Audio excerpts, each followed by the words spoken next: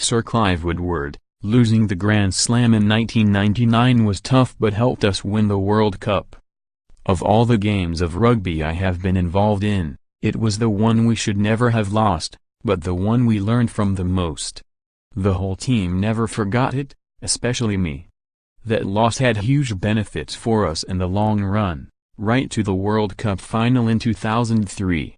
It defined how we managed the scoreboard and controlled games from there on, always dropping goals and kicking points to avoid it happening again.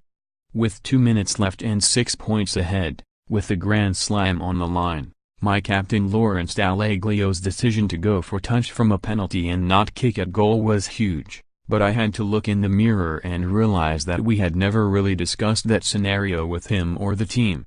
I was sitting on the sideline and thinking, that's a big call. Johnny Wilkinson hadn't missed a kick, and if we had got that we would have won the slam. Lawrence was following the same attacking instincts that made him a great captain and had put us in a Grand Slam winning position.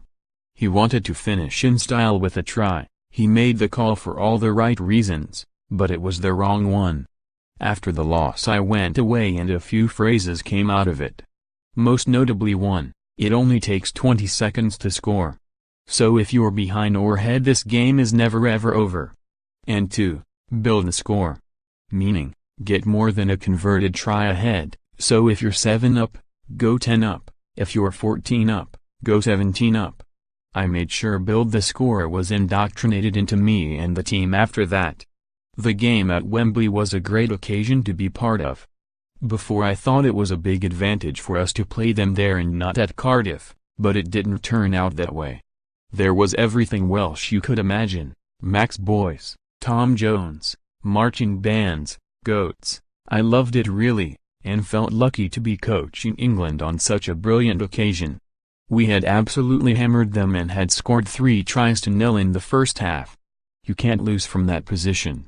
Looking back, it was not our strongest team. Even I was surprised to see Johnny wearing no 13 in a recent replay, but it was a Grand Slam game and one decision turned it. We didn't score from the line out, lost the ball, and Tim Rodber made what I thought was a man-of-the-match tackle. He was penalized by South African referee Andre Watson. It was an awesome hit. Even now I cannot believe that call. He was the referee who took charge of the 2003 World Cup final and again made a series of ridiculous calls, especially at the scrums. Neil Jenkins then kicked 70 meters downfield, Scott Gibbs scored from the line-out and we lost by a point, 32-31. When the whistle went I honestly couldn't believe we had lost the game.